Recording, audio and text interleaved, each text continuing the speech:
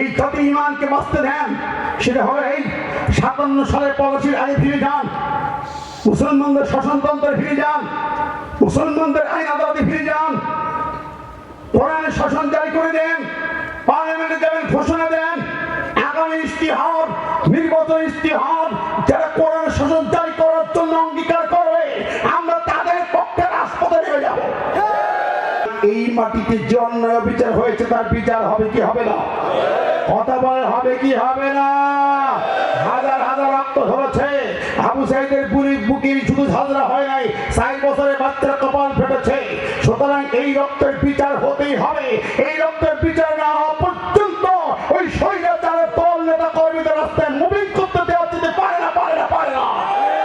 পক্ষান্তরে কিছু ছেলেরা দাঁড়াবে, আল্লাহ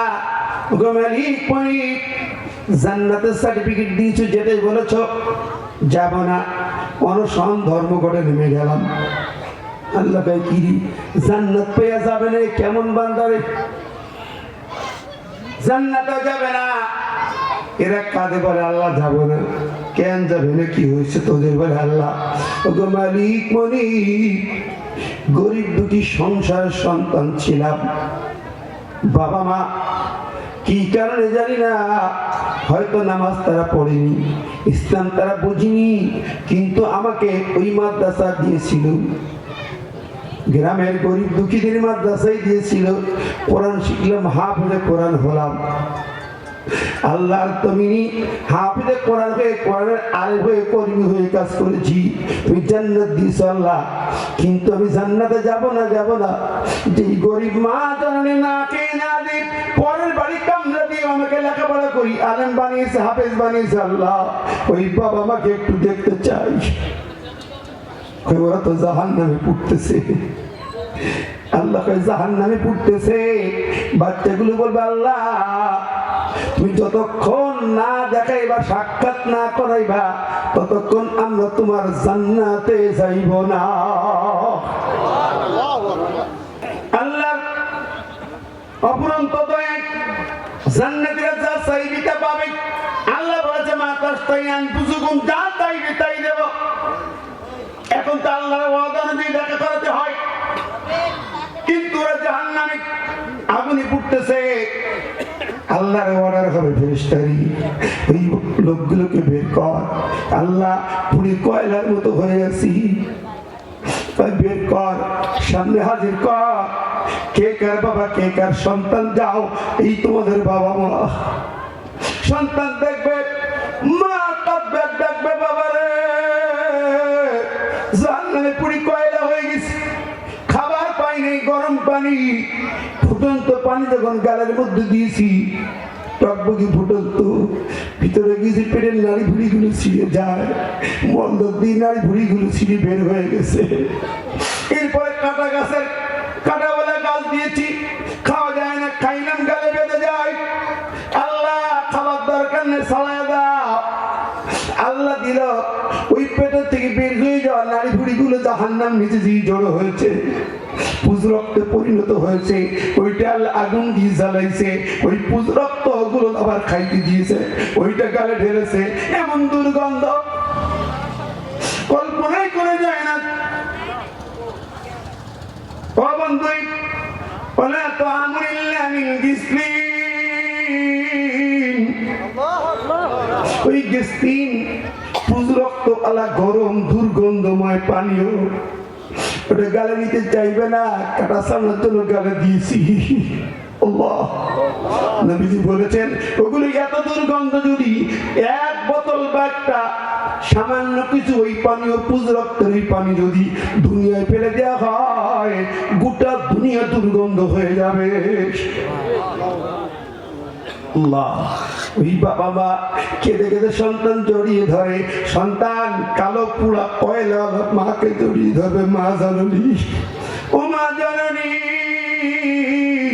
কত কষ্ট করে তুমি মাদ্রাসায় গিয়েছিলি, পড়াইছিলা, তুমি জাহান্নামে পড়বা, আমি জান্নাতে কেমন করে যাই?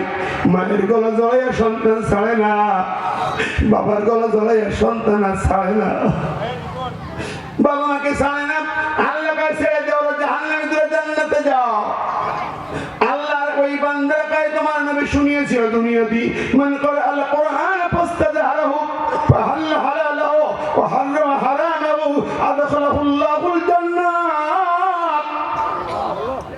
তোমার নবী শুনিয়েছিল যে হাফেজ হবে, আলেম হবে, হারাম হালাল বেঁচে চলবে, তাকে আল্লাহ তুমি জান্নাত দেবে।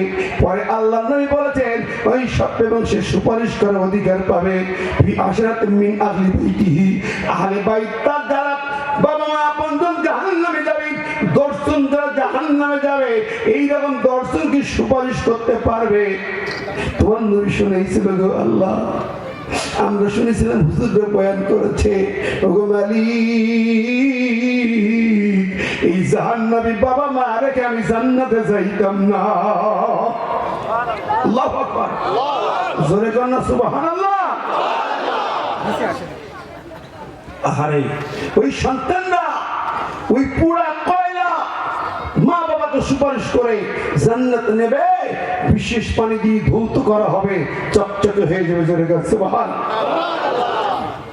ওই এলাকা পলাশি ফতেপুরের মা বাবারা কিছু ভাইরা কথা বলছেন রাস্তার ভিতরে আসে, নিজে জান্নাতি হওয়ার জন্য সন্তান তৈরি করতে হবে, ঠিক না ঠিক? সন্তানকে ইংরেজি মাস্টার বানায় লাভ কি? ইংলিশ মিডিয়ামে পড়ে কি পাবেন? আমি 8 ভাই বোন, আমি কামিল পাস করে আলেম হয়েছি, আমার আর ভাই বোন হতে পারে নাই। আমার মা আমার কাছে আছে, আমার বাবা 2004 সালে আমার হাতের পরে মারা যায়। বাবা বলে যায় তুই ছোট পোকার কাছে কোথাও থাকবে না। আজও পর্যন্ত মা আমার কাছে, অসুস্থ হাসপাতালে মা আমার দায়িত্বে চিকিৎসা দিন। তাহলে বলুন দুনিয়া আখেরাতে আজকে দেখেন না কোন আলেমের পিতামাতা কিন্তু বৃদ্ধাশ্রমে রাখা হয় না, ঠিক না ঠিক? জোরে বলেন। হাসরের এবারে কোন আলেমের বাবা মা হাফেজের বাবা মা জাহান্নামে থাকতে পারবে না। ওই হাফেজ আলেম সুপারিশ করে জান্নাতে যাবে, ঠিক না ঠিক? কারা কারা সেই জান্নাতে যেতে যেতে হাত তুলে দেখায় না দেখায়?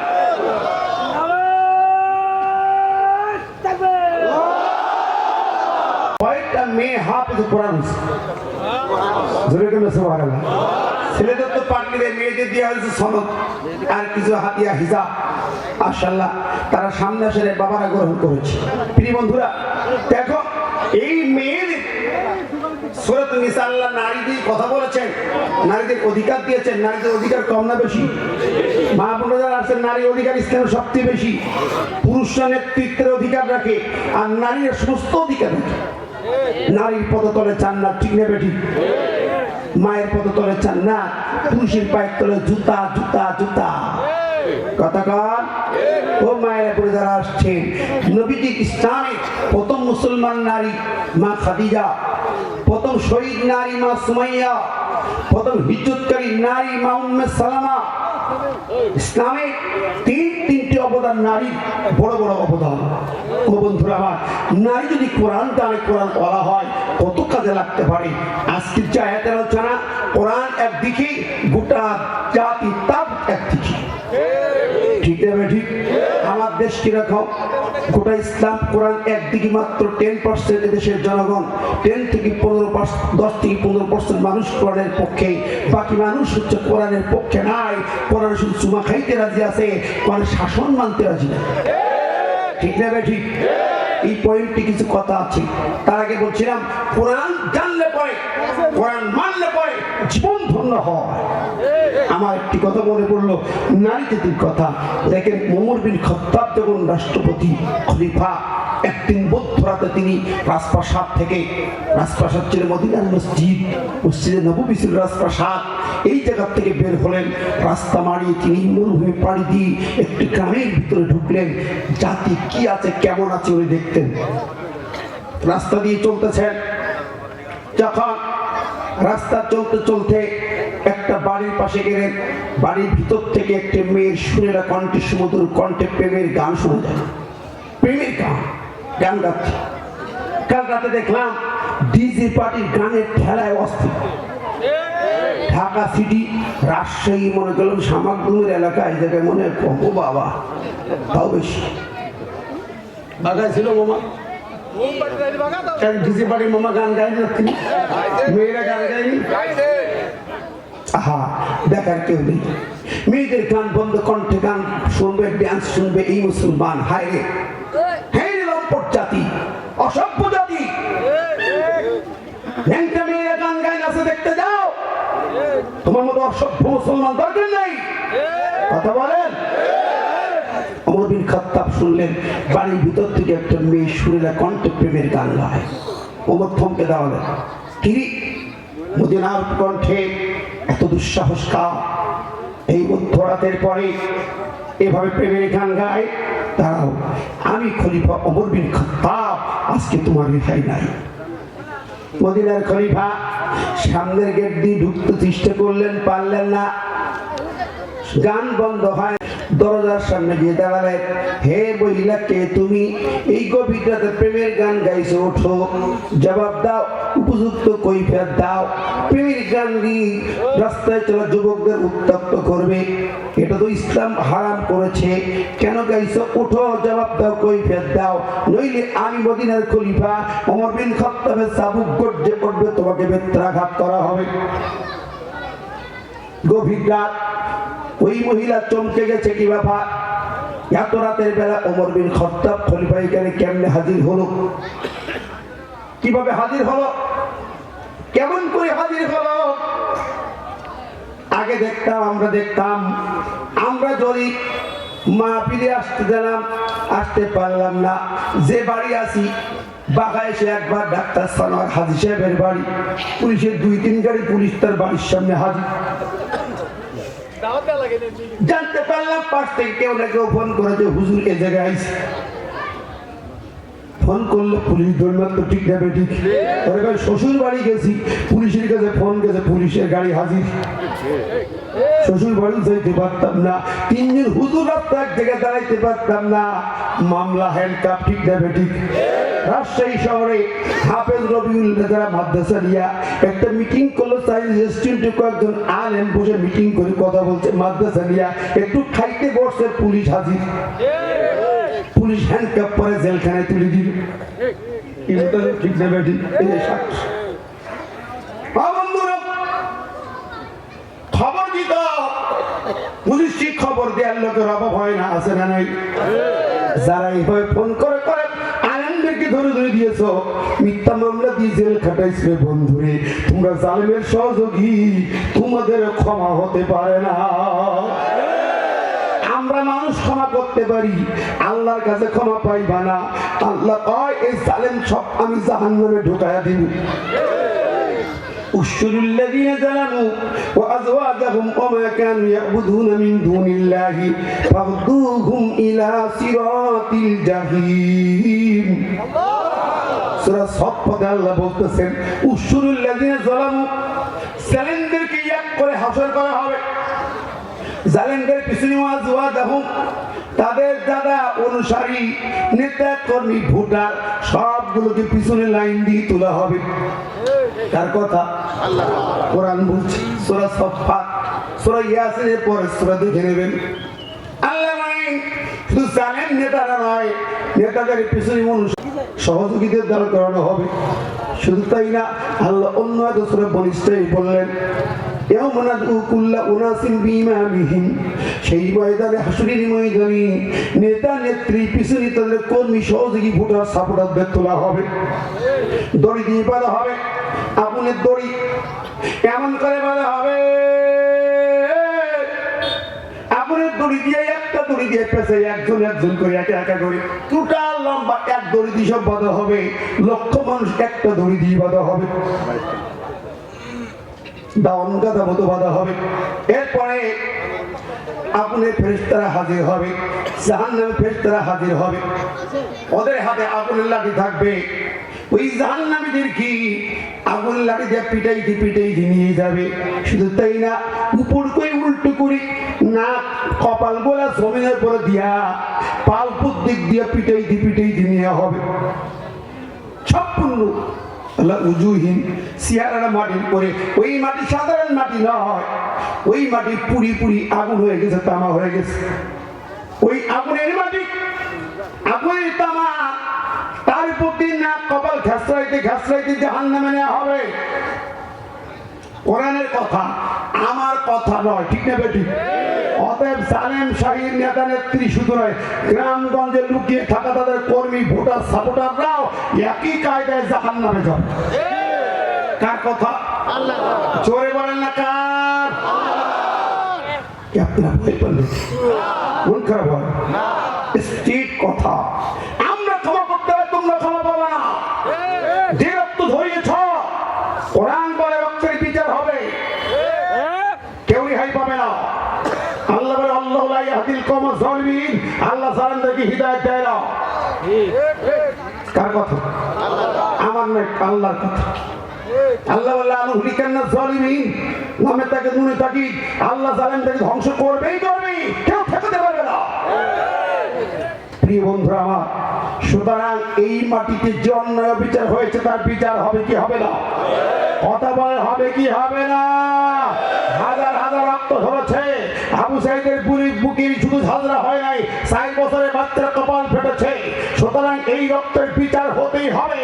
এই রক্তের বিচার না হওয়া পর্যন্ত ওই স্বৈরাচারের দল নেতা কর্মীদের রাস্তায় মুভিং করতে দেওয়া যেতে পারে না, পারে না, পারে না। একটি মেয়ে গান গেয়েছে, খলিফাত তাবুক গর্জে উঠেছে, আর আমার এই জমিন বিভাগ মুসলমানের জমিন, ৪ লক্ষ মসজিদের জমিন। আজানের ধ্বনিতে সূর্য উদয় হয়, আজানের ধ্বনিতে সূর্য অস্ত যায়। এই দেশে সারা রাত মেয়েরা ড্যান্স করলো, নাচ করলো, ডিজে পার্টি করলো, গান গাইলো, মারামারি করলো, খুন হলো, রক্ত ঝরলো, উলঙ্গ বেড়ায় বেড়ায় বিশ্বমানা করলো, সেখানে বিচার ছড়িয়ে দিল, কোনো বিচার নাই, দেখার লোক নাই। কোথায় মুসলমান? কিসের মুসলিম সরকার? সব তাগুত সরকার। ঠিক না ঠিক? আমার ভাই বন্ধুরা, তাগুতের পৃষ্ঠা ভাঙতে হবে। জোরে বলেন, আরো জোরে। দেখেন, এই জমিনটা একটু 10টা মিনিট মনোযোগ চাই। বর্ষা দাঁড়ানো বংশ আশপাশ সব মানুষ একান্ত মনোযোগ। বলছিলেন পলাশী দিকে বাংলাদেশ, একটু শোনেন 10টা মিনিট। এই জমিন 1757 সালে পলাশীর আমবাগানে নবাব সিরাজউদ্দৌলার শেষ হওয়ার সাথে সাথে এই উপমহাদেশ তখন কোরআনের আইনি শাসন হতো। তার আগে সিরাজউদ্দৌলা শেষ, নবাবের রাজ্য শেষ, ইসলামের আলো নিভে গেল, কোরআনের শাসন নিভে গেল, ব্রিটিশ সাম্রাজ্য আধিপত্যবাদ সরকার হল। ঠিক নেবে ঠিক? নবাবের শেষ প্রতীক নিভে যাওয়ার পরে ওরা ব্রিটিশ শাসন কায়েম করলো। আল্লাহ শাসন নীতি, কোরআনের নীতিমালা বন্ধ করে দিল। এখন চলে ব্রিটিশ লয়ের শাসন। মনোযোগ দিয়েন। এরপরে আমার ভাই বন্ধুরা, বেশ কিছু বছর চলল। ওদিকে হায়দ্রাবাদ 6 এলাকায়, বালাকোটের এলাকায় সাইদ আহমদ, শহীদ বেল্লভী, ওনার নেতৃত্বে একদল আলেম, একদল মুজাহিদ করতে উঠলেন। আমাদের এই ভূখণ্ডে, আমাদের এই রাজ্যে কোরআন ছাড়া, কোরআন সুন্নাহ ছাড়া ব্রিটিশ ল চলতে দেওয়া হবে না। কারণ জমিন আল্লাহ, আইন হবে কার? আল্লাহ। খলকল আম, আল্লাহ বলছে সৃষ্টি আমার, আইন হবে আমার। ইল হুকমু ইল্লা লিল্লাহ, জমিন আমার, হুকুমত হবে আমার। ঠিক না বেটি? কে বলেছেন? জোরে গান কে? এই জমিনে হুকুমত চলবে কার? আর কেউ চলতে পারে না।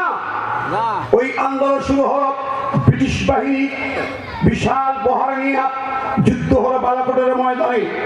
সাইদ আহমদ বেল্লভী শহীদ, নেতা সহ হাজার হাজার শহীদ হলেন।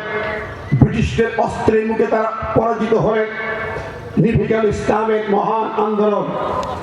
এরপরে আন্দোলন নাই, ধীরে ধীরে ধীরে ধীরে চলতে লাগলো ব্রিটিশ লয়ের শাসন।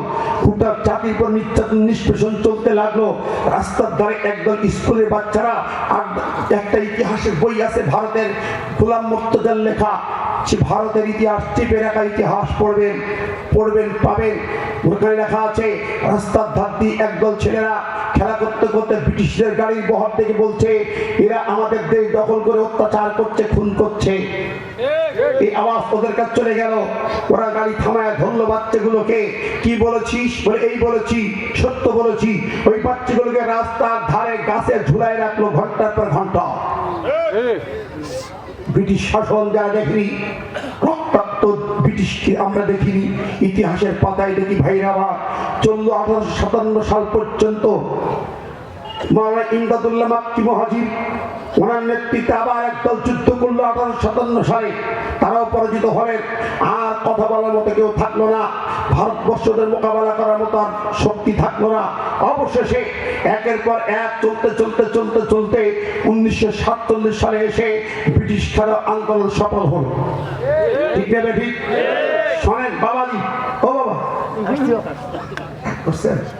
একটু শোনা দরকার, ইতিহাস আমরা জানি না। ব্রিটিশ চলে গেল 47 সালে, 69,000 রক্ত ঝরল এই জমিনে, তার মধ্যে 67,000 মুসলমান। এখন গেট ইন্ডিয়ায় ওই ব্রিটিশ বিধানদের যারা প্রাণ দিছে নামের তালিকা আছে, 67,000 মুসলমানের নাম আছে। আমার ভাইরা, মুসলমানদের রক্তে ব্রিটিশ বিদায় হয়, কবি নজরুল বিদ্রোহী কবিতায় আগুন জ্বেলে দেয়, গোটা জাতি জেগে ওঠে।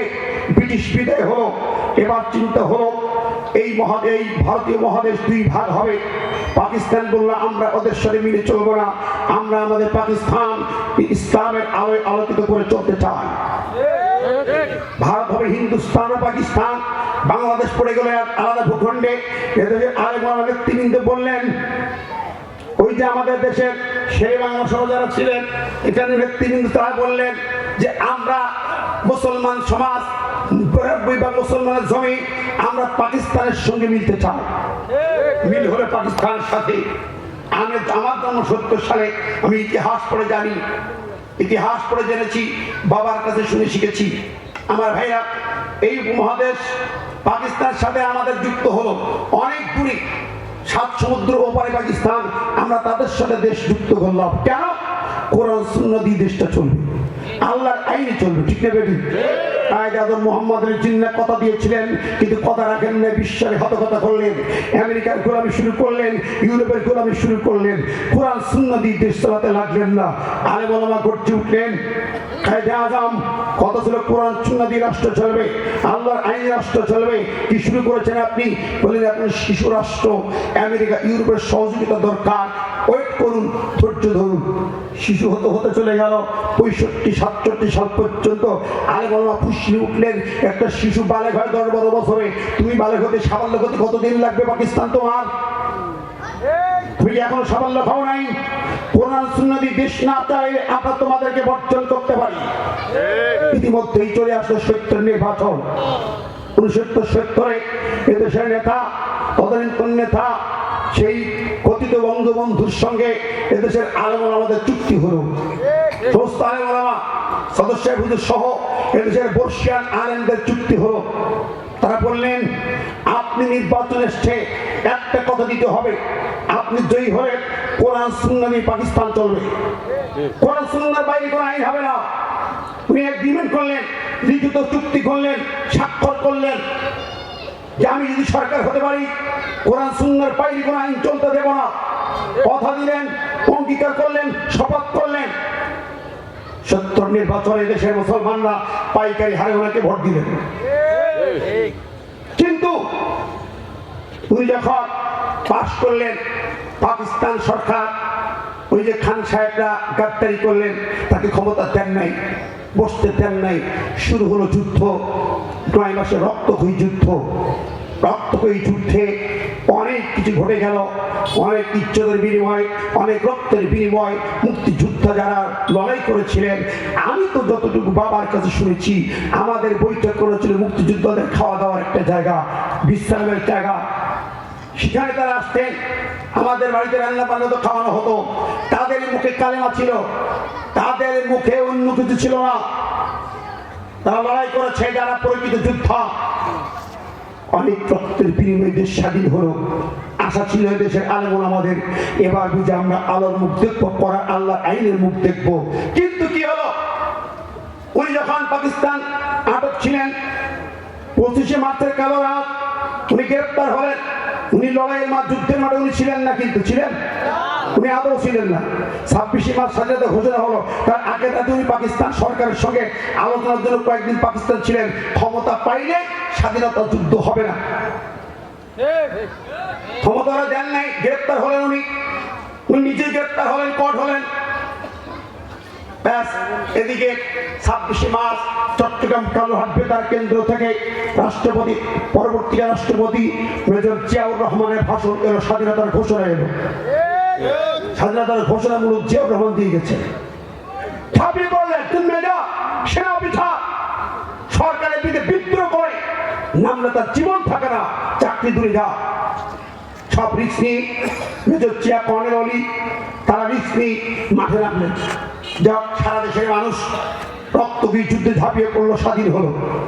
এই রক্তের সঙ্গে শুধু নয়, ইমানি চেতনার সঙ্গে গাদ্দারি শুরু হলো। এবার বঙ্গবন্ধু যখন ফিরে আসবেন দেশে 10 জানুয়ারি দিল্লি হয়ে আসলেন। দিল্লি থেকে আসার সময় ইন্দিরা গান্ধী একটা চিরকুট তার কোটের পকেটে ঢুকিয়ে দিল, মুজিব কোটের পকেটে। কি চিরকুট দিল?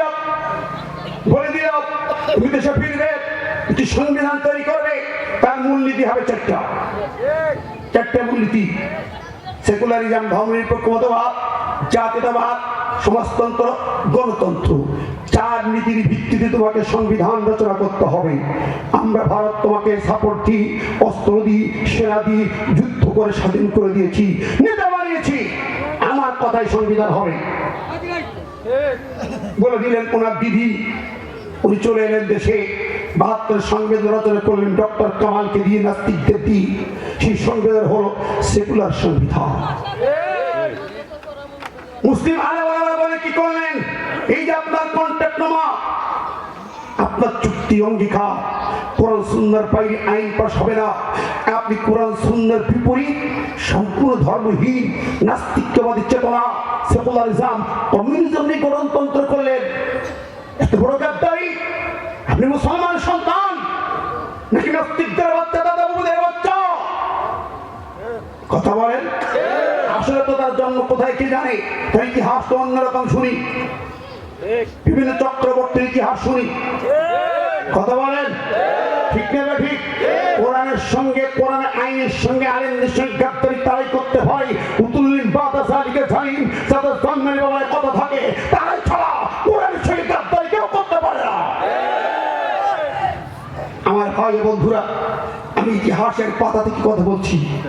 সেই শুরু হোক আবার বাংলাদেশের মাথার পরে সেকুলার সংবিধান। সেকুলার সংবিধান ধর্ম বিমুখ, ধর্মের বিপরীত সংবিধান। ও বন্ধুরা, রাষ্ট্রের মূল যন্ত্রে ধর্ম বিমুখ সংবিধান। আপনি কি করে ইসলাম দিয়ে সুবহানাল্লাহ আনন্দ চিকিৎসা জান্নাতে যাবেন? কে বলেছে? কোথায় পেয়েছেন? আপনার মাথা মাফস, আপনার আইন সরকার, আপনার জমি জমার ভূমি অফিস, সমস্ত অফিস চলে ব্রিটিশ ল দিয়া, সেকুলার ল দিয়া। আর আপনি কোরআন তেলাওয়াত করে চুমু খেয়ে জান্নাতে যাবেন? কে বলেছে? কোথায় পেলেন এই আয়াতটা? শুধু ও বাবারা, এই যে বাবা মাইন্ড করলেন নাকি? রাগ করলেন? চাদর গায়ে উঠলেন কেন বাবা? রাগ করলেন? বাস্তব ইতিহাস, ঠিক না? ঠিক। রাগ করে লাভ হবে না, মন খারাপ করে লাভ নেই। ইমান নিয়ে বাঁচতে চাইলে, কবরে যাইতে চাইলে কথাগুলো শুনে যাও। এই আয়াতটা আজকের আলোচনা, যে আয়াত আল্লাহ কি বলেছেন এখানে মন দিয়ে শুনেন। যদি বুঝতে চান ইসলাম, যদি বাঁচাতে চান ইমান, কবরে যাবেন কি নিয়ে যাবেন হিসাব করে। আল্লাহ বলতেছেন, আলাম তারা ইলাল্লাযীনা ইয়াযউমুনা, ও নবী তুমি কি দেখো নাই ওই মানুষগুলোকে? আইনের শাসন মানতে চায়, মানুষের গোলামি করতে চায়, আইনের শাসনে কোরআনে ইমানের চুমা খায়। আর আইনের শাসন মানে মানুষের তৈরি আইন দিয়া। কথা বলেন,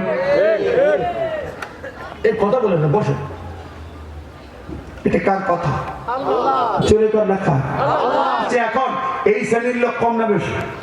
এদেশে 85% থেকে 87% মুসলমান চুমা খায় কোরআনে, সবিরা প্রথম পড়ে কোরআনে, তেলাওয়াত করে নামাজে। আইন মানে মানুষের। আব্রাহাম লিঙ্কনের আইন, কার্ল মার্কসের আইন, মাও সেতুংয়ের আইন, লেনিনের আইন মানে তারা নাস্তিক, মুরতাদ, পিসাব পিড়ি কেউ পানি নিত না। সেই জাতের লোকদের তৈরি করে আইন ইসলাম দিয়ে তোমার রাষ্ট্র সরকার চলবে, আর তুমি মুসলমান কোরআনে তোমাকে জান্নাতে যাইবা, কশিন কালেও হতে পারে না। আল্লাহ পাক বলেন ওই ইউরিদু শাইতান, যারা ওইটাকে মেনে নেবে, যারা ওই শাসন মেনে নেবে, ওর পক্ষে চলে যাবে ইউরিদু শাইতান, ওরা হবে শয়তানের মুরিদ। কার মুরিদ? জোরে কর না কার? এই কথাটা কি আমার?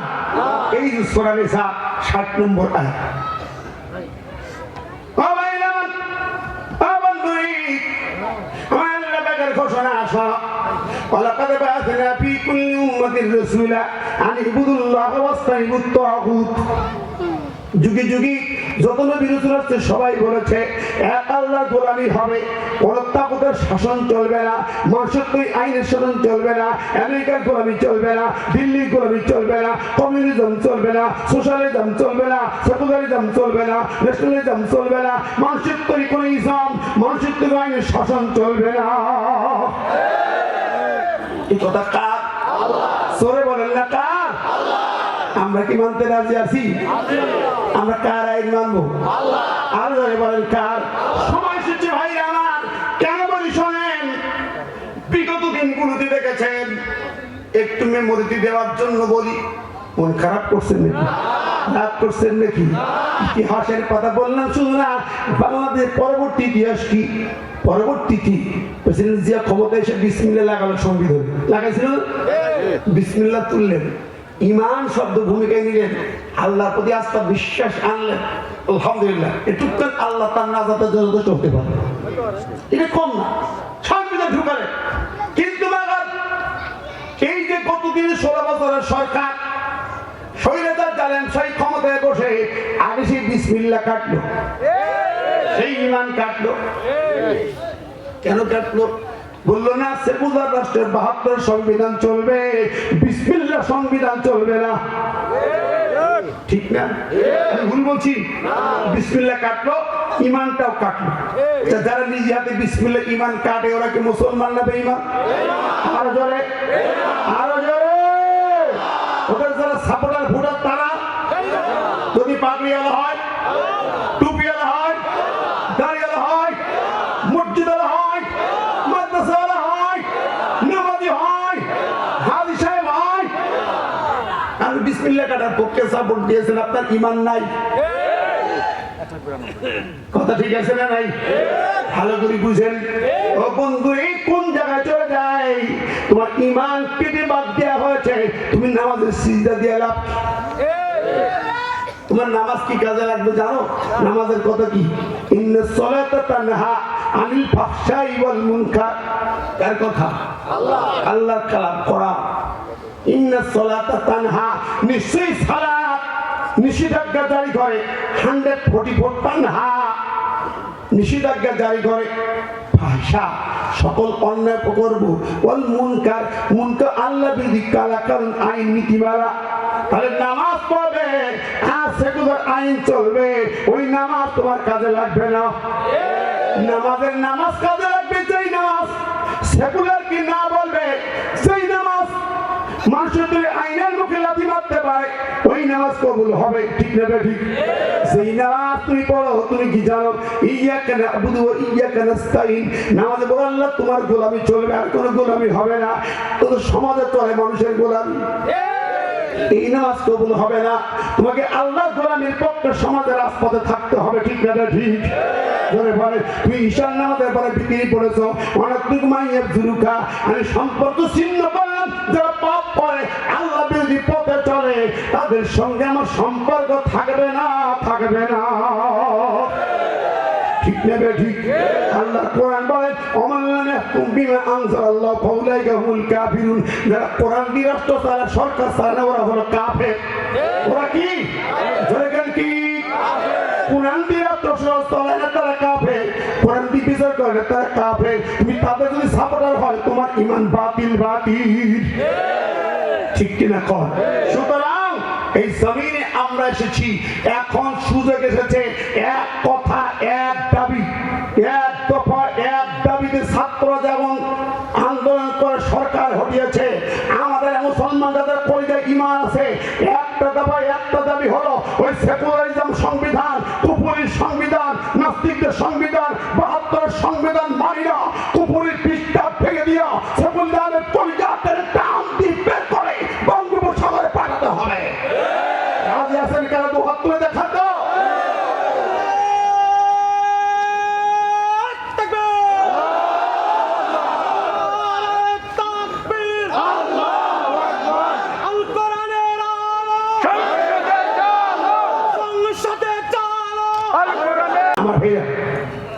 আমার কথাগুলো তো যে কত ইমানের জায়গায় আঘাত করেছি, মূল জায়গায়। ইমান ঠিক না থাকলে কোনো লাভ নাই, ঠিক না বেটি? আগে ইমান পরে আনবো, ঠিক না? আসুন, আমার কথা বলে স্পষ্ট কথা বললাম। আমি একটু কথা বলছিলাম, ওমর চাবুক নিয়ে দাঁড়িয়েছে, খেলা আছে না নাই? মনে আছে না নাই? হে মেয়ে বল, গান গাইছো কেন? উপযুক্ত কৈফিয়ত দাও, চাবুক দিয়ে এখন পেট মারা হবে। আহা, ভুলে গেছেন? মেয়েটি ঠকঠক করে কাঁপে, কি কার সামনে পড়লাম? খলিফা, কোরআনের রাষ্ট্র চালায়। মেয়েটি বলে, ও মেয়েটিকে চিন্তা করতে হচ্ছে কি বলবে তার সামনে। ওমর তো কারো কথা মানে না, কারো সুপারিশ মানে না। খলিফা আমার কোরআন ছাড়া, আল্লাহ জমিনে আল্লাহর আইন ছাড়া আর কোন তথ্য মানে না, কোন নেতার কথা শোনে না, কারো সুপারিশ মানে না। নিজের ছেলেকে মারতে মারতে মেরে ফেলে। হাজার হাজার নবী সাহাবী সুপারিশ করেছিল, ওমর কারো সুপারিশ গ্রহণ করেন না। সেই খলিফা তো মেয়েটি ভয়ে কাঁপছে, ঠকঠক করে কাঁপছে। এবার চিন্তা ভাবনা করে দেখলো, আজকে যদি তার চাবুক থেকে বাঁচতে হয় তাহলে আমার কোনো রাস্তা নেই। ওর তরবারির হাত থেকে আল্লাহ বাঁচাইছিল নবীকে, সাহাবীদেরকে শুধু কোরআন দিয়া। আজকে বাঁচতে হলে আমাকে কোরআনের কোন একটা জায়গা থেকে তার সাথে লড়াই করতে হবে। আল কোরআন ছাড়া বাঁচার রাস্তা আমার না, ঠিক না বেঠি? আমার জাতির বাঁচার রাস্তা নাই কোরআন ছাড়া, ধরে কোন ঠিক কিনা? মেয়েটি বলে, খলিফা কাপা কাপা কণ্ঠে, ভয়ভীত কণ্ঠে বলে, খলিফা আমি ভীত হয়ে গেছি, আমাকে একটু কথা বলার সুযোগ দাও, তোমার গর্জন একটু থামাও, তোমার চাবুকটা ঘোরায় একটু বন্ধ করো। চাবুক ঘুরতেছে, চাবুক ঘোরায় না, এত আমাকে ভয় দেখায় না, একটু কথা বলতে চাই, একটি প্রশ্ন করতে চাই। খলিফা বলে, আচ্ছা ঠিক আছে, প্রশ্ন করো, আসামির ফরিয়াদও শুনতে হয়, বলো। মেয়েটি বলছে, খলিফা আমি তো গান গাইলাম, অন্যায় করলাম, অপরাধ করলাম, তার জন্য তোমার চাবুক গর্জে উঠেছে। আমি একটু জানতে চাই, আমার এই গান গাওয়া অপরাধ হলো, এই মর্মে আল্লাহর কোরআনে কতটা আইন আছে, কতটা বিধান আছে? ওমর বলছে, মেয়ে তুমি কি মুসলমানের সন্তান না? তুমি কোরআন জানো না? জানি, কিন্তু আপনি বলুন। বলে, সূরা লোকমান খোলো, 6 নম্বর আয়াত দেখো। আল্লাহ বলেছেন, মিনান নাসি মান ইশতারি লাহওয়াল হাদিস লিউদিল্লা আন সাবিলিল্লাহ। আল্লাহু আকবার। এই জায়গায় দেখো, লাহওয়াল হাদিস মানে অনর্থক কথা, বাজে কথা, ছড়া, গান, কবিতা, লেখনী, প্রবন্ধ, নাটক, সিনেমা, ডিজে, মিউজিক যা আছে, এই ডান্স ম্যান্স যা আছে সব লাহওয়াল হাদিস দিয়ে আল্লাহ পাক হারাম করে দিয়েছেন। কথা বলেন। মেয়েটি বলে, খলিফা কোরআনের ভাষা, কোরআনের আয়াত অমান্য করার অধিকার আমার নাই। আমি মেনে নিলাম কোরআনের কথা অমান্য করলে ঈমান থাকে না, কিন্তু খলিফা আমার প্রশ্ন হলো, আমি কোরআনের একটা আইন অমান্য করেছি, তাই তো? বলে, হ্যাঁ একটা আইন লঙ্ঘন করেছি, আমার চাবুক তুমি মারো। কিন্তু আমার প্রশ্ন তোমার কাছে, মদিনার খলিফা, আমার বাড়ি প্রবেশ করার সময় আল্লাহর কোরআনের তিনটি বিধান লঙ্ঘন করেছে, তোমার শাস্তি কি হবে? আল্লাহু আকবার। ওমরকে কষ্ট দিয়ে, বেটি কি কস? আমি ওমর কোরআন শুনে ঈমান এনেছিলাম, আমার তরবারি নবীর কদম মোবারকে রেখেছিলাম। কোরআনের একটি শব্দ নয়, একটি অক্ষর অমান্য করি না। কোরআন মানতে দিয়ে মক্কা ছেড়েছি, কোরআন মানতে দিয়ে রক্ত বই যুদ্ধে অংশগ্রহণ করেছি, কোরআন মানতে দিয়ে ছেলেকে মারতে মারতে দুনিয়ার থেকে বিদায় দিয়েছি। ওমর বিন খাত্তাব একটা অক্ষর দূরে যা, একটা নুক্তা অমান্য করে না। কারণ কোরআন বলে, ওমা কানা লিল মুমিনি ওয়ালা মুমিনাতিন ইযা কাযাল্লাহু ওয়া রাসূলুহু আমরান আইয়াকুনা লাহুল খায়রাতু মিন আমরিহি। সূরা আহজাবের 36 নম্বর আয়াতে আল্লাহ বলেন, কোন পুরুষ মুমিন, কোন পুরুষ নারী কার অধিকার নেই যে কালেমা পড়েছে, যে ব্যক্তি ঈমান এনেছে, ঈমানদার দাবি করবে, এই কথা শুনছেন? যে ব্যক্তি ইমানদার দাবি করবে, আল্লাহ বলেন আমার কোরআনের একটি শব্দ কেন, একটি অক্ষর অমান্য করার অধিকার নাই। যদি অমান্য করে, ইচ্ছা করে, জেনে বুঝে অমান্য করে, আল্লাহ কোরআন বলে সে কাফের হয়ে যায়। ঠিক কিনা কথা বলেন? মিল্লাতে আবিকুম ইব্রাহিম কার কথা? ইব্রাহিম সুইদার শেখ মুজিব বসাইল, তাদের কি ঈমান আছে? কাফের হয়ে যায়। কারণ জাতির পিতা কে? 16 বছর কে ছিল? যদি কেউ ওই জাতির পিতা মেনে থাকেন, ইচ্ছায় অনিচ্ছায় হোক, তাদের কথা মেনে থাকেন, তার ঈমান কাটা হয়ে গেছে, তার ঈমান বাতিল হয়ে গেছে, তার ঈমান নাই। ঠিক না ঠিক? আমার ভাইয়েরা, বন্ধুরা, দেখে আহারে জাতির পিতারে বানাইছে, এখন সে জাতির পিতা কি হয়েছে? হাজার হাজার জাতির পিতার মূর্তিকে লোকে হিসু করেছে। ঠিক না ঠিক? দেখছে কামটা কি করছে? বন্ধুরা আমার, গোটা জাতির অনেক কথা, আজকে সব কথা বলতে পারবো না। ওই প্রসঙ্গে চেতনার কিছু কথা আল্লাহ চাইলে 9 তারিখ বলবো। আমি আজকে যে পয়েন্টে কথা বলছি সেখানে কথা বলছি। ঠিক না করছেন? শীত বেশি পড়ছে? আমার তো গা গরম হয়ে গেছে। আপনারা আস্তে করে কত খাওয়া। এই দেশে আইন চলবে খাওয়া আর জোরে, জোর হলো না, আরো জোরে। সেকুলারদের 20 দাগ ভেঙে দিতে হবে, রাজি আছেন নাই? আমার দেশের জমিনের পরে, বুকের পরে দাঁড়ায়, 3 লক্ষ মসজিদের আযানের পরে দাঁড়ায়, হাজার হাজার শহীদের রক্তের পরে দাঁড়ায়, যদি কেউ গ্রেফতারি করে তার ক্ষমা হবে না। ঠিক না ঠিক? আগামীর বাংলা হবে কোরআনের বাংলা, আগামীর পার্লামেন্ট হবে কোরআনের পার্লামেন্ট। সে কোরআন নিয়ে যদি প্রয়োজন হয় কাপড়ে কাপড় পেতে রাস্তায় নামতে রাজি আছি, কিন্তু সেকুলার জামানতে রাজি নাই। রাজি আছেন দেখি?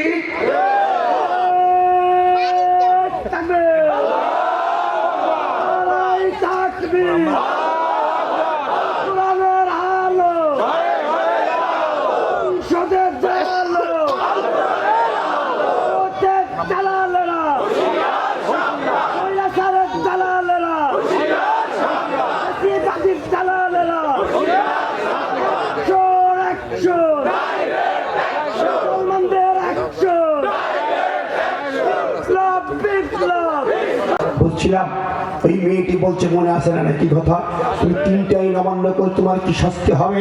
ওমর বিন খাত্তাব বলে, পেয়েছিস কি? আমি কোন একটা অক্ষর অমান্য করি না। মেয়েটি বলছি, খলিফা আমি যদি কোরআনে আয়াত তেলাওয়াত করে প্রমাণ করতে পারি, দলিল পেশ করতে পারি। ওমর বলল, চমকে গেল, তাই পেশ করো, আয়াত শুনে বুঝি দেখি। কোরআনের কথা বললে থমকে দাঁড়িয়ে যায়। ঠিক আছে ঠিক? আর আমরা ভারতের কথা বলি, ভয় পেয়ে যায়। ঠিক আছে, পেঁয়াজ রসুন দেবো না, আলু দেবো না। এবার সরকার একটু পুরুষ লোক সরকার, তো মেয়ে লোক সরকার না। পুরুষের মতো কইলে তোর আলু পেঁয়াজ নেবো না।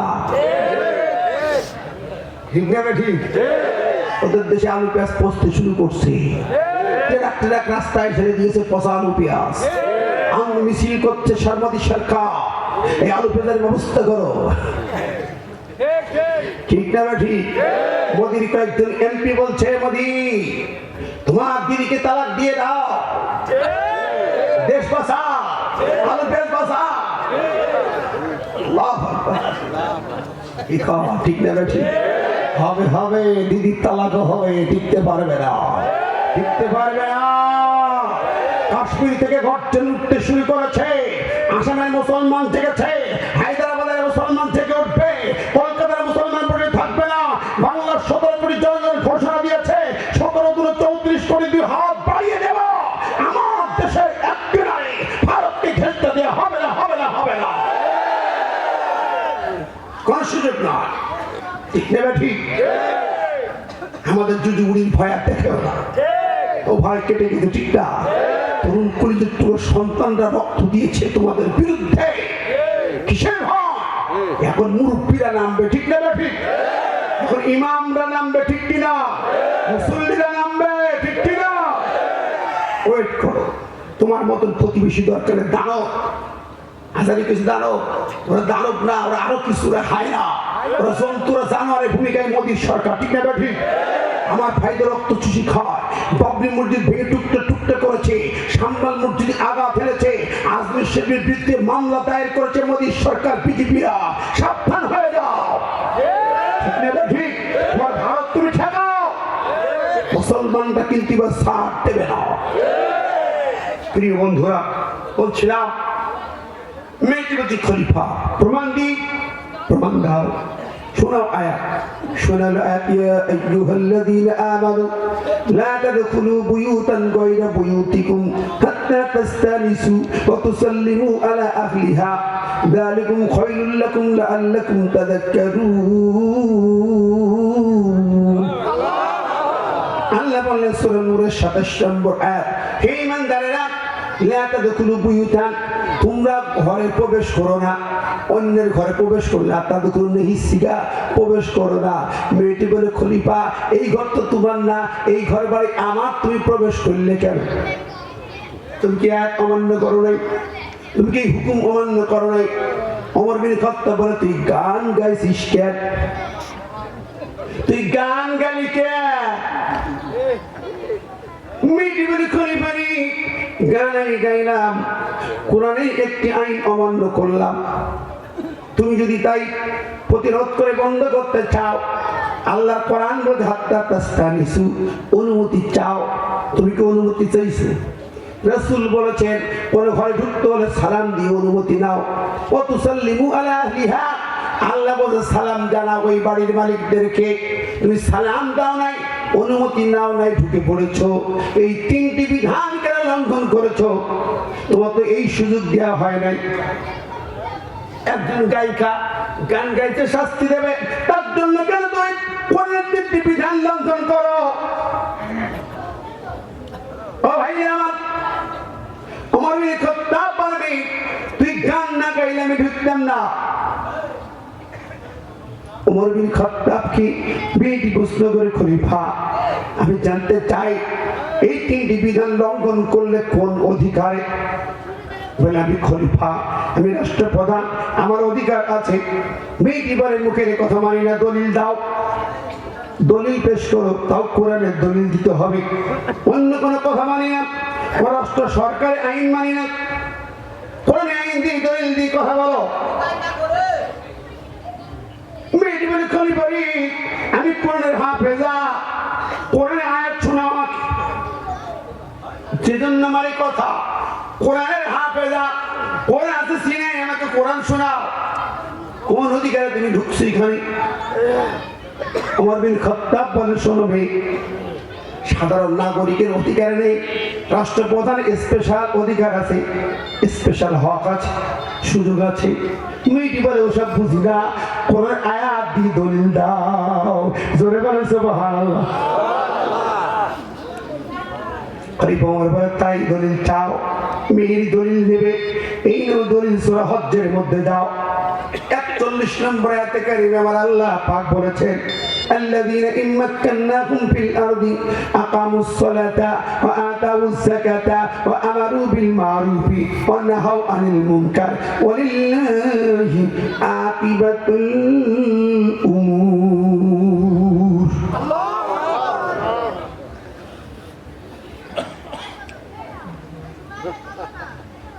কি কথা শোনা যায়? অসুবিধা হয়? বুঝতে অসুবিধা? আমরা ভাইরা, বন্ধুরা, অবাক হলাম। কোরআন ওমর বিন খাত্তাব বলেন, আল্লাহ পাক খলিফার জন্য, রাষ্ট্রপ্রধানের জন্য ৪টা মূলনীতি দিয়েছেন। তারা রাষ্ট্র সরকার গঠন করবে, মুসলমান যদি খেলাফতের আসনে বসে ৪টা কাজ করবে, আকামুস সালাত, নামাজ কায়েম করবে, আতাউয যাকাত, যাকাত ভিত্তিক অর্থনীতি চালু করবে, আমারু বিল মারুফ, ন্যায় কাজের আদেশ করবে, নাহাউ আনিল মুনকার, খারাপ কাজগুলো বন্ধ করবে। ওমর বিন খাত্তাব বলেন, হে মেয়ে, তুমি গান গাইছো খারাপ, অশ্লীল গান, প্রেমের গান গাইছো, এটা বন্ধ করো। এই আয়াতের ৪র্থ ধারা মোতাবেক আমার দায়িত্ব, এই জন্য আমি প্রবেশ করেছি, তোমার গান বন্ধ করার জন্য প্রবেশ করেছি। জোরে বলে সুবহানাল্লাহ। ওমর কি কম? কোরআন দিয়ে অর্ধ পৃথিবী চালাইছে, কোরআন দিয়া। কোরআন লিখিত অন্য আইন ছিল না, অন্য কিছু ছিল না। কোরআন ছিল সংবিধান, আর নবীর মদিনার সনদ ছিল সহযোগী। জোরে কোন সুবহানাল্লাহ। পৃথিবী চলে কোরআন দিয়া। ও বন্ধুরা আমার বলবেন, সেই যুগের এই যুগ হুজুর এক না। কে বলেছে? কে বলেছে রে ভাই? প্রমাণ দিয়ে যাব। মন খারাপ করেন না। 20 বছর আগে বাঘা স্কুল ময়দানে এই কোরআনের আলোচনা করে গিয়েছিলাম। 20 বছর আগে 2004-5 সালে আমার মনে পড়ে 3 ঘন্টা আলোচনা করেছে দিয়া। আপনাদের কেউ ছিলেন কিনা জানা নাই। আমার ভাই না বন্ধুরা আমার, কোরআন এমন একটি সংবিধান। এবার ওমর ওই মেয়েটিকে বলবে, এখন তুমি বলো দলিল তো পাইছো, এবার জবাব দাও গান কেন গাইছো? মেয়েটি চিন্তিত, কি জবাব দেবে। এতক্ষণ তর্ক করে বাহাস করে একটু মনটা ঠান্ডা করেছে, ওর একটু নরম হয়েছে। এবার বলি মূল কথা, ও ওমর রে, গান কেন গাইছি শুনলে তুমি কষ্ট পেতে পারো। কেন? আমার গান গাওয়ার জন্য তুমি ওমর দায়ী? কি আশ্চর্য কথা! কিন্তু হাসিনা মার্কা কথা। খুন করে একজন আর দায়ী করে আর একজন, ঠিক না ঠিক? আবু সাইদকে গুলি করে হত্যা করলো, আবার আবু সাইদের মা বউ দেখি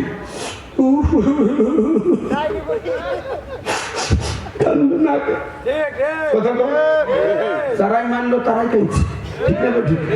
ধরে বলেন, তারাই উল্টো মামলা দিচ্ছে, ঠিক না ঠিক? হাজার হাজার মামলা দিচ্ছে, পাইকারি হারে গ্রেপ্তার শুরু করে দিল। খুন আর খুন, রক্ত রক্ত, জমিন দেখেছে, ঠিক কিনা কর? আল্লাহ সাইদের মতন ব্যক্তিকে তারা ধর্ষণের মামলা দিচ্ছে, খুনের মামলা দিচ্ছে। আল্লাহ আল্লাহ লানত তো জালেমদের ঘরে পড়বেই, ঠিক না ঠিক? আল্লাহ সাইদি খুনি ছিলেন। পৃথিবীর কোটি কোটি মানুষ মুগ্ধ হয়েছে। যার কোরআনের আলোচনায় হাজার হাজার লোক তার হাতে কালেমা পড়ে মুসলমান হয়েছে, ঠিক কিনা কম? এই কালেমা পড়ার বরকতের হাতে তোরা হ্যান্ডকাপ পড়েছিস। ঠিক আল্লামা সাইদি 27 বছর ধরে কাবাতে রমজান কাটত। কাবার ইমামের পিছনে জায়নামাজ পিছনে থাকতো, লেখা থাকতো আল্লাহ হোসেন সাইদি।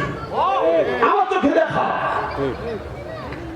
সেই পাখিকে খুনি বলে ধর্ষণ করি পায়া তোরা ফাঁসির রায় দিয়েছি। জোরে বলেন, শেষ পর্যন্ত তাকে ধোঁকা দিয়ে পোটলা দিয়ে কাশিমপুর থেকে ফিরিয়ে হাসপাতালে এনে ইঞ্জেকশন পুশ করে হত্যা করেছিস। এই মেডিকেল কিলিং জাতি জানে, ঠিক কিনা কম? এখন তার বিচার হবে।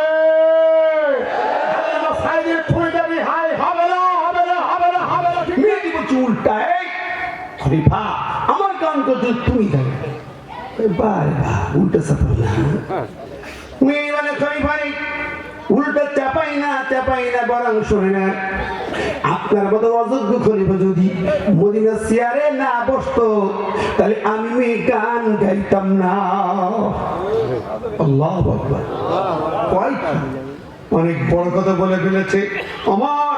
তার কপাল ভুরু কুঁচকে যায়, চেহারা কালো হয়ে যায়। আমার গর্জন দিয়ে ওঠে, বলতে বলতে বেশি বলেছ, অনেক বাহাদুরি দেখা আমি না।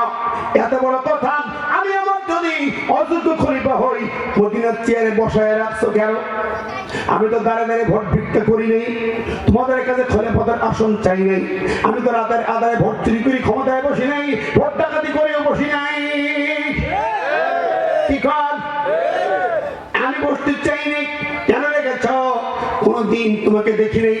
আমাকে অনেকেই লোকমা দিয়েছে, মদিনার মসজিদের লোকজন দেখেছে, যুবক লোকমা দিয়েছে, জুব্বা লম্বা কেন? জবাব দেওয়া হয়েছে, আমরা লোকমা গ্রহণ করি, আমরা সেই খলিফা, ইসলামের খলিফা। তুমি অযোগ্য খলিফা যদি আমি হই, কেন বসে থাকলাম?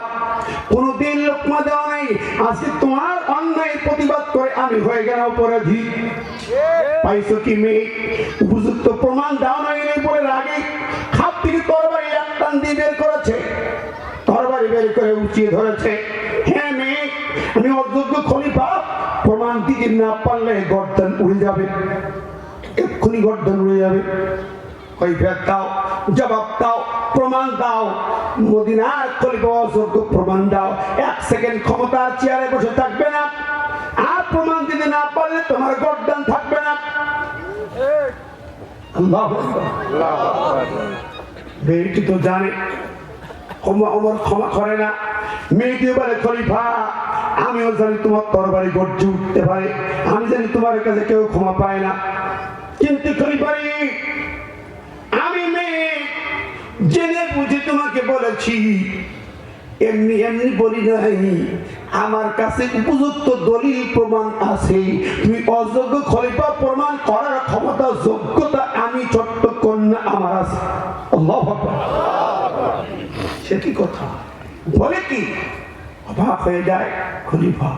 মেয়েটি কয়, আমি অযোগ্য খলিফা, ওমর কি প্রমাণ করবে? আমার প্রমাণ দাও এখনই। মেয়েটি বলে, এখন হবে না, আগামীকাল তোমার কাজীর আদালতে আমাকে আসামির কাঠ ধরে দাঁড় করাও, প্রয়োজনে আমাকে গ্রেফতার করে নিয়ে যাও। আমি আসামির কাঠ ধরে দাঁড়িয়ে মদিনাবাসীকে আমন্ত্রণ জানাবো, গোটা মদিনাবাসীর সামনে হাজির হবে, আমি সেখানে প্রমাণ করবো তুমি অযোগ্য খলিফা। তো ওরে বাবা, কয় কি? হ্যাঁ, তো জানো তো মাইয়া না রে। মেয়েটি বলে, খলিফা আমাকে ভয় দেখায় লাভ নেই, লাভ নেই। আমার বুকের ভিতরে সিনায় কোরআন আছে, এই কোরআন ভয় পায় না, কারণ ভয় গর্জনকে তোয়াক্কা করে না। ঠিক কিনা কম? কোরআন যা সিনায় থাকে, পৃথিবীর জমিনে কোনো ভয় তার থাকে না। ও বন্ধুরা, ভাইরা আমার, এরপরে আরো কঠিন পর্যায়ে চলে যায়। ওমরের তরবারি দাঁড়িয়ে গেছে, খলিফা খাপ থেকে তরবারি বের করেছে, চারটিকারি ব্যাপার না। আর মেয়েটি গর্জন দিয়ে বলছে, প্রমাণ দেব। ওমর বলে, আদালত হবে না, এখন জবাব দিতে হবে, কারণ ওমরের তরবারি খাপ থেকে যখন বের হয়, তার হক আদায় না করে খাপে প্রবেশ করে না। জবাব দেবে, নইলে কল্লা উড়ে চলে যাবে। মেয়েটি বলে, খলিফা আমি টিজি পারি না, আমি ডান্স পারি না, আমি গানের পারি না। তুমি তাই মনে করেছো নাকি? আহা, আমার দেশে যেমন ছিল মমতাজ গায়িকা, পার্লামেন্টে গান গায়, কি করে? উঠটা ফাইটটা যায়, তুলটা ফাইটটা যায়। 2.5 পাস এমপি, 3 পাস নায়ক এমপি হয়। ক্রিকেট খেলোয়াড়রা ব্যক্তি পার্লামেন্টে যায়, কি কর? কি ছিল সব? কাউয়াদের পার্লামেন্ট পেশা ঘাসা দিয়া, কি কর? ঠিক না বেঠিক? কথা বলেন। চোর ডাকাতিয়া ভরা ছিল, খুনি দিয়ে ভরা, লুটপাট দিয়ে ভরা, ঠিক না বেঠিক?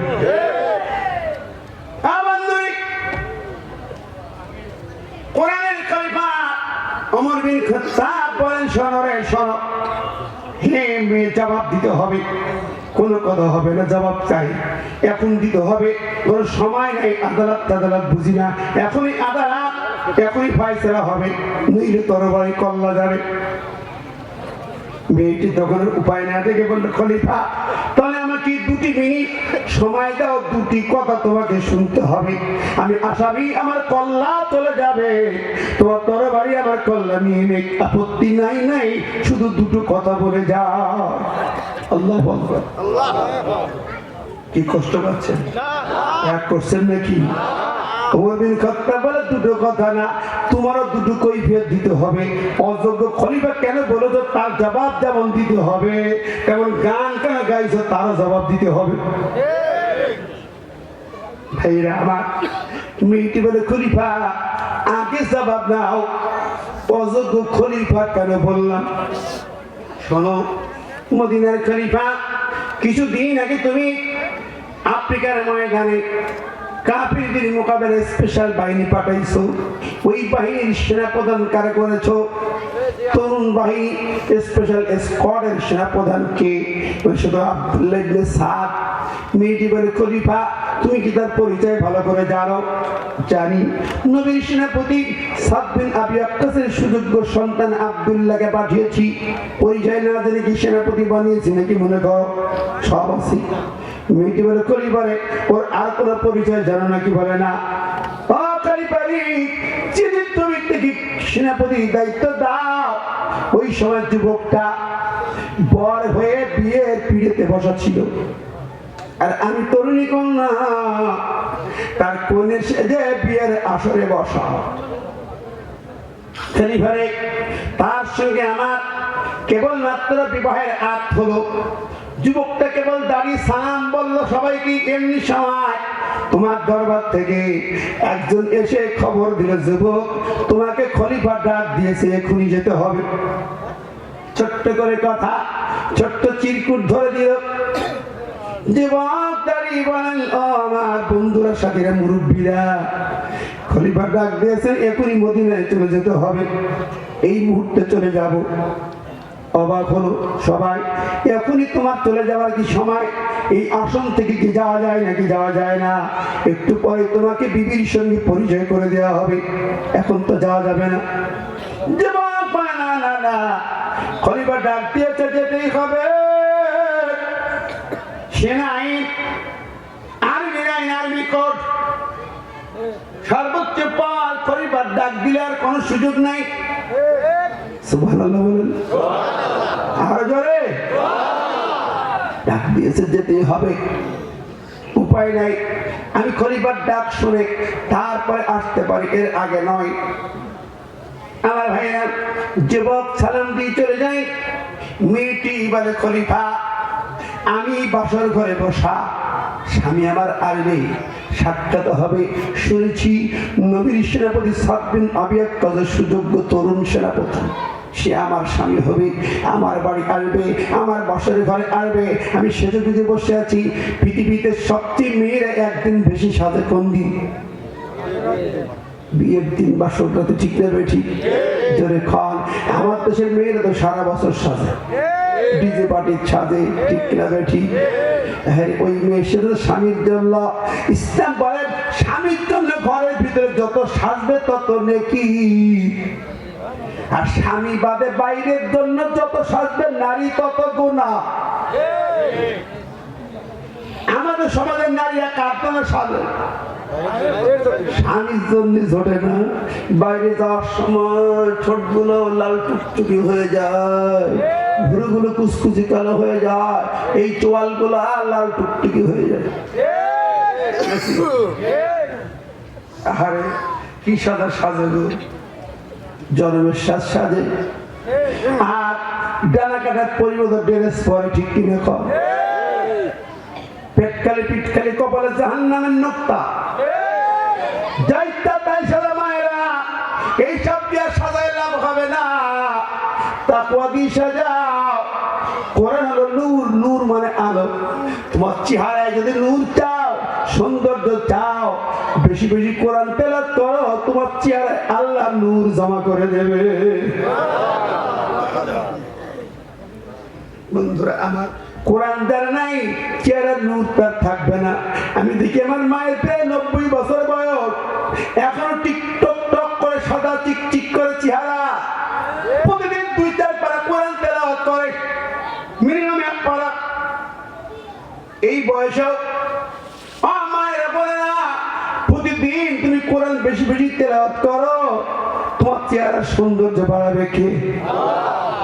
ওই সমস্ত গু গোবর পায়খানা রাখা লাগবে না, ওগুলো টয়লেটের পায়খানা সেই খারাপ।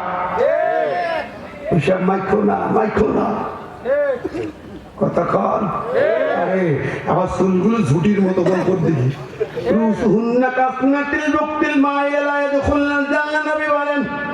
যাদের মাথার চুল উঁচু করে কুজের মতো ঝুটি করা, ওই নারী জাহান্নামে যাবে, জান্নাতে ঘেরানো পাবে না।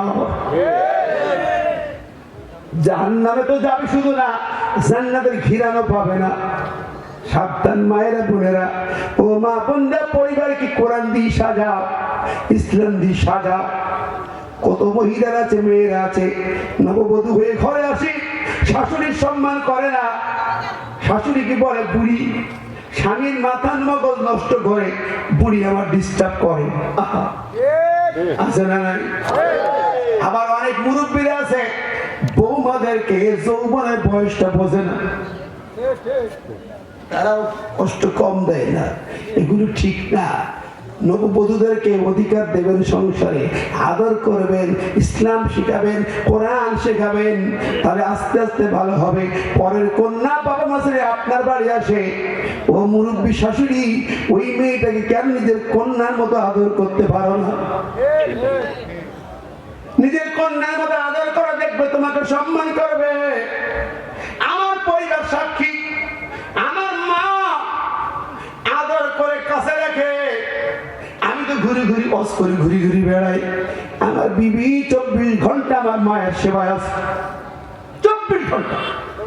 রান্নার টাইম ও টয়লেট টাইম, রাতে ঘুমায় আমার মার কাছে। আল্লাহু আকবার। এই জন্য বলি, ও মায়েরা, বৌমাদেরকে আদর করবে, দেখবে সে তোমাকে সম্মান করবে, তোমার সেবা করবে। আল্লাহু আকবার। যাক, কথা লম্বা করবো না, কষ্ট পাচ্ছেন? এইটি খলিফা একেবারে প্রমাণ আছে, দিচ্ছে প্রমাণ। দেখো খলিফা রে, আমি বাসর ঘরে বসে সেজে গুজে বসে আছি, স্বামী আসবে কিন্তু আসে না, দেরি হচ্ছে, কি আর করবো, বসে বসে কোরআন তেলাওয়াত করি। সুবহানাল্লাহ। বাসর ঘরে কি তেলাওয়াত করে? আমাদের দেশে কি হয়? সে যে কেন এলো না, কিছু ভালো লাগে না, এবার আসুক তারে আমি। আবার পুরান গান চলে না, এখন হলো ড্রাম, ডিজে। এই চাক্কুম চিক্কুম না ধরে কুমকুম। যুবকেরা ঠিক কিনা? কথা কয় না, খুব চলে, মজা করে না। এইগুলো কি হারাম না সুন্নত? কোরআন তেলাওয়াত দরকার, ঠিক না ঠিক? আল্লাহ নবীর বিয়ে বাড়িতে শহীদদের গান শুনতেন, বুখারীর হাদিস আছে। শহীদদের শাহাদাতের কাহিনী শুনতে নবী পছন্দ করতেন। শহীদ গান গাইবে, নাতে রাসূল বলবে, কোরআন তেলাওয়াত করবে, জোরে বলেন সুবহানাল্লাহ। কোরআনের সংস্কৃতি না, ইসলামের সংস্কৃতি না, ওই পশ্চিমা, ওয়েস্টার্ন, আমেরিকান, জার্মানিয়ান, ইন্ডিয়ান কালচার ছুড়ে ফেলে দাও, ইন্ডিয়ান চ্যানেল বন্ধ করে দাও, ঠিক না ঠিক? কোরআনের চ্যানেল চালু করো, সব আছে। মিশরের, ইরানের চ্যানেল গুলো, যেগুলো চ্যালেঞ্জার, মেসেঞ্জার, এগুলো দেখো, ইসলামের আইন শিখো, ঠিক না ঠিক? আমার ভাই বন্ধুরা, বলছিলাম খলিফা ওমর বলে প্রমাণ চায়, প্রমাণ দিচ্ছে। আমি কোরআন তেলাওয়াত করি বাসর ঘরে, অনেক রাত হয়ে গেল। এমন সময় আমার স্বামী ঘোড়ার পিঠে চড়ে বাসর ঘরের সামনে দাঁড়িয়ে গেল। ঘোড়ার পিঠে চড়া, আমার স্বামী এসে দাঁড়ালো ঘোড়ার পিঠে চড়ে। আমাকে সালাম দিয়ে স্বামী বললেন, বিবি আমার সালাম কানাও বিদায় করে দাও। খলিফা ওমর আমাকে সেনাপতির দায়িত্ব দিয়েছে, সব সৈনিকরা রেডি হয়ে আছে। আফ্রিকার ময়দানে যুদ্ধের দামামা বাজতেছে, কাফিরদের মোকাবেলায় কঠিন অবস্থার শিকার, সেখানে ওখানে চলে যেতে হবে, দাঁত ভাঙার জবাব দিতে হবে। তাই বলছি, আসেন তারপরে যেটুকু সময় কথা শুনতে হবে বন্দি। যারা এখানে এসেছে মা বোন রাস্তার হাজার হাজার, অনেক দুঃখ কষ্ট এসেছেন, চর এলাকার মানুষ, অনেক কাজ আছে, হয়তো ব্যস্ত আছে, সরেন। ওই মেয়েটি বলছে, স্বামী বাইরের থেকে সালাম দিয়ে শুনবো না, ঘরে প্রবেশ করে। জিহাদের ময়দানে ডাক এসেছে, বাসার ঘরে প্রবেশ করা জায়েজ নাই, বাসার ঘরে যাওয়া যাবে না। জিহাদের ময়দানে ডাক এসেছে, কি ডাক? জোরে বল। বিবি বলে, আমি তো হাফেজে কোরআন, কোরআনে কি আছে? যুবক বলে, হ্যাঁ, যাদের ডাক আসলে বাসর ঘরে যা হারাম হয়ে যায়। আল্লাহ বলে দিয়েছেন, শোনো, ইয়া আইয়ুহাল্লাযীনা আমানু মা লাকুম ইযা ক্বিলা লাকুম ফিরু ফি সাবিলিল্লাহি ইসতাকালতুম ইলাল আরদ আরাদিতুম বিল হায়াতিদ দুনিয়া মিনাল আখিরাহ ফামা মাতাউল হায়াতিদ দুনিয়া ফিল আখিরাতি ইল্লা কলিল। সূরা তাওবার 38 নম্বর আয়াত ভালো করে দেখেন। আমার আল্লাহ বলে, ও ঈমানদারেরা, যখন তোমাদেরকে জিহাদের ময়দানে ডাক দেওয়া হয় তখন তোমরা দুনিয়ার মায়া জড়িয়ে যাও, দুনিয়ার সম্পদের মায়া ভার হয়ে যাও, পরিবারের মায়া তুমি ক্লান্ত হয়ে যাও। তাহলে কি তুমি দুনিয়ার জীবনকে বেশি ভালোবাসো নাকি আখিরাতের তুলনায়? সাবধান, ইল্লা তানফিরু ইউআযিবকুম আযাবান আলিমা। জিহাদের ডাক আসলে যদি কেউ জিহাদের মাঠে না যায় তার জন্য জাহান্নামের শাস্তি অনিবার্য, কঠিন শাস্তি, আযাবান শাদীদা, কঠিন শাস্তি, আযাবান আলিমা, যন্ত্রণার শাস্তি, কঠিন কথা। ঠিক না ঠিক? জোরে বলেন আর জোরে। যুবক বলে, বিবি যাইতে পারবো না, এই আয়াত আমাকে বাধা দেয়, আমি ইসলামের সৈনিক সেনাপতি, সম্ভব না। আল্লাহর সৈনিক যারা হবে জান্নাত দিয়ে লড়াইয়ে নেমে যাবে।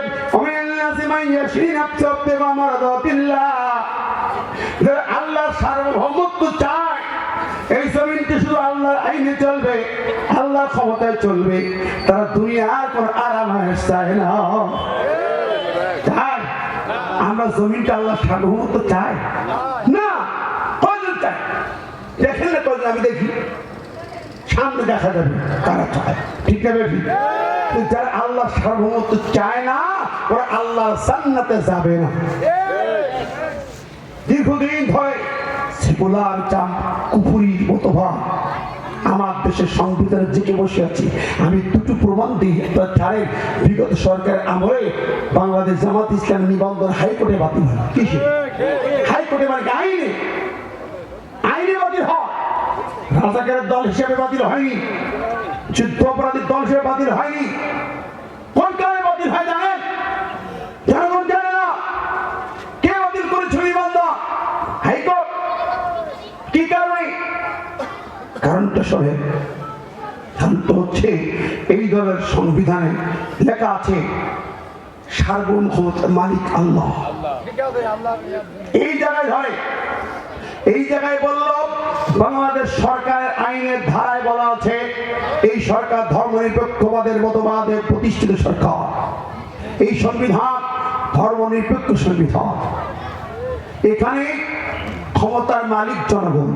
ক্ষমতার মালিক কারা? খেয়াল করে বুঝেন, গ্রাম বাংলা মানুষ বুঝতে হবে, ঈমান বাঁচাতে হবে। ক্ষমতার মালিককে কোরআন বলে আল্লাহ, আর আমার দেশের সংবিধান বলে জনগণ।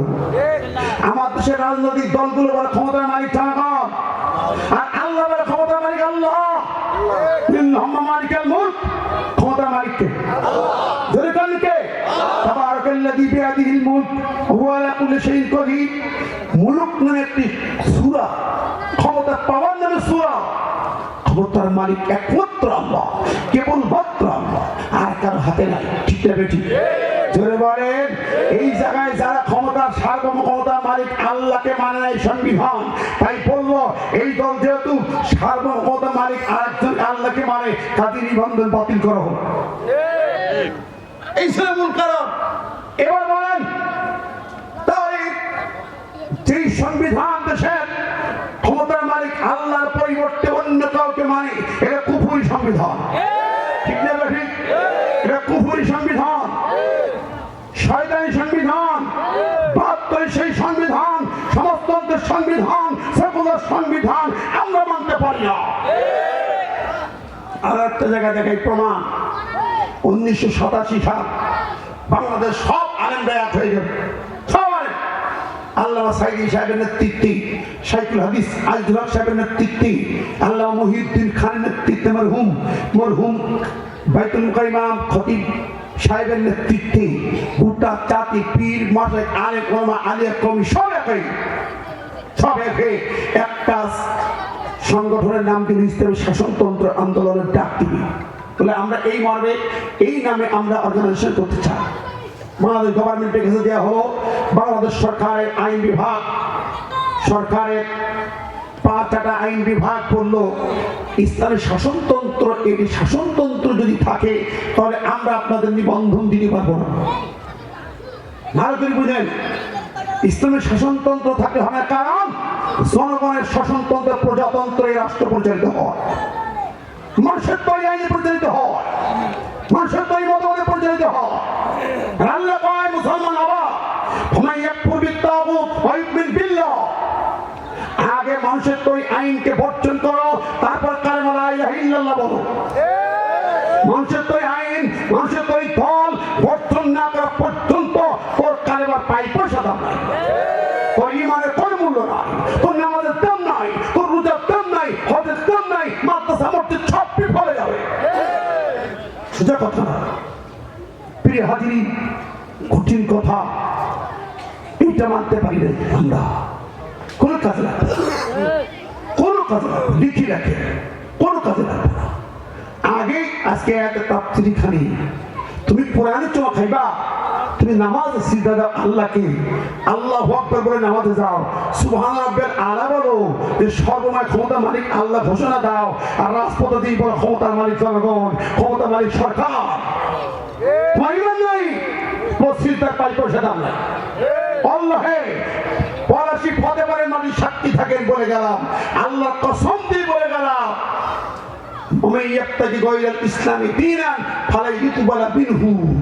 যারা আল্লাহ জমিনে আল্লাহর আইন শাসনতন্ত্রকে স্বীকার না করে মানুষের তো এই তন্ত্র মন্ত্রের পিছনে ছোটে, লান ইকবালা মুজার সিগারেটের লান মানে কুশ্চিন কালা নো নেভার, আপনার কোন বন্দিগি তসবিহ তাহলিল নামাজ সিজদা রোজা হজ মাদ্রাসা মসজিদ মক্তব খানকা একটা কবুল হবে না, হবে না, হবে না। এটা আমার কথা না, কার কথা? সূরা আল ইমরান 85 নম্বর আয়াত দেখে নেন, বিশ্বাস করেন, দেখে নেন, হবে না। কাজেই মূল জায়গায় পরিবর্তন আনতেই হবে, ঠিক না ঠিক? লসটা কোথায়? তুমি যে দল হও, আল্লাহ শাসনতন্ত্র জারি করলে তোমার লস কোথায়? আমি বিগত আমার খুলনা শহরে বিশাল তাফসীর মাহফিল 19 সালে বিশাল আয়োজন, এমপি চেয়ারপারসে বসা, লেখা আছে এখানে রাজনীতি করা যাবে না। আমি বললাম আমি রাজনীতি করবো না, তোমাদের পচা রাজনীতি করি না, আমি রাজনীতি করি আল্লাহ রাজনীতি করি, আমি দুনিয়ার দলের রাজনীতি করবো না, আমি তোমাদের মধ্যে পচা নেতা রাজনীতি করি না, আমি আল্লাহ রাসূলের নেতার রাজনীতি করি। ঠিক না ঠিক? জোরে বলেন। রাজ্যের মালিক আল্লাহ, ক্ষমতা চলবে আল্লাহর আইনে, মানতে না পারলে কাফের হয়ে যাবে। আমি বললাম সেদিন তোমার দলকে বলো, তারা কথা লিখেছ, সরকারি দলকে বলো 4টি কাজ করতে বলো। সূরা হজ্জের 41 নম্বরে তাফসীর করলাম, 4টি কাজ করতে বলো সরকারকে, আল্লাহর আইনে শাসন জারি করতে বলো। তোমাদের আর এগুলো লিখতে হবে না, রাতের আদায়ে ভোট চুরি করতে হবে না, ভোট ডাকাতি করা লাগবে না, দল করে কিরামে গেলে ঘোরা লাগবে না, কোনো ভোটার রাজনীতি লাগবে না, শুধু শাসনতন্ত্র ঘোষণা করে ইসলামী শাসনতন্ত্র, আল্লাহর আইনে রাষ্ট্র সরকার চলবে, কোরআনের শাসন জারি করে দাও, বাংলার তৌহিদি জনতা তোমাদের দলে চলে যাবে। ঠিক না ঠিক? আমি বলতে চাই আগামী দিন যারা আসতেছে, বিএনপি জামাত সব বিভিন্ন রাজনৈতিক দল এক জায়গায় ঐক্য হন, এই জাতির মুসলমানদের ঈমান বাঁচান, 4 লক্ষ মসজিদের আযানের ধ্বনিকে বাঁচান, এই জাতির ঈমানকে বাঁচতে দেন। সেটা হবে এই 57 সালের পলাশির আইনে ফিরে যান, মুসলমানদের শাসনতন্ত্রে ফিরে যান, মুসলমানদের আইন আদালতে ফিরে যান, কোরআনের শাসন জারি করে দেন, পার্লামেন্টে যাবেন, ঘোষণা দেন, আগামী ইস্তিহার নির্বাচন ইস্তিহার যারা কোরআনের শাসন জারি করার জন্য অঙ্গীকার করবে, আমরা তাদের পক্ষে রাজপথে নেমে যাব। কবরে যাবেন না, কি নিয়ে যাবে? এই শাসনতন্ত্র ছাড়া কবরে যান, আটা বাটা হবে। লিখে নেন, মা তিনুকা একটা প্রশ্ন আছে, তোমার শাসনতন্ত্র কি? দিনমান শাসনতন্ত্র, দিন শেষের শাসনতন্ত্র কি মানছ? কোন বাপের আইন মানছ? কোন দিদির আইন মানছ? কোরআনকে শাসনতন্ত্র মেনে আসছে কিনা কবরে প্রশ্ন হবে। কথা বলেন, জবাব কি দেবেন? আমি মসজিদ তসবিহ তাহলিল করছি হুজুর, ফেরেশতা হুজুর, ফেরেশতা কাবে তো দাঁড়া আটা বাটা করি নেই। কথা কন, কথা বলেন। অতএব আমাদের একটাই দফা, সংস্কার করতে অন্তর্বর্তী বহু সংস্কার বানাইতেছ, ওই সেই তাপতি নির্বাচন কমিশন চলবে না, ঠিক? ওই তাপতি সংবিধান চলবে না, সেকুলার সংবিধান চলবে না। আমার দেশের সংবিধান হবে ইসলামের সংবিধান, কোরআনের সংবিধান। এর জন্য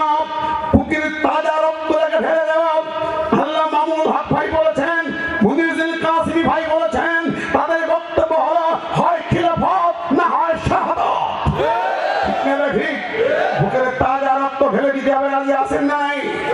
রাজি আছেন নাই? জবান করে দু হাত করে দেখান তো কারা কারা রাজি আছেন। যথেষ্ট তাকবীর চল, ঠিক না বেটি? ছোট ছোট বাচ্চা তাকবীর ধরে দিয়ে ঢাকা কাঁপিয়েছে, শরীরে কলিজা কাঁপিয়ে বিদায় করেছে, ঠিক না বেটি? এক মুস্কান বোন ভারতে এক তাকবীর দিয়ে মোদির কলিজা কাঁপিয়েছে, ঠিক না বেটি? বাংলা মুসলমানরা এই জায়গা থেকে তাকবীর দাও, পদ্মা পার করে দিল্লি পৌঁছে দাও। দিদি মোদি খেলা চলবে না, চট করে আসলে আয়না ভত্রা ছুটবে না, ঠিক না বেটি? মোদি তুমি সাবধান হয়ে যাও, ঠিক না বেটি? আওয়াজ পাঠিয়ে দেন, পদ্মা পার করে দিল্লি রাস্তা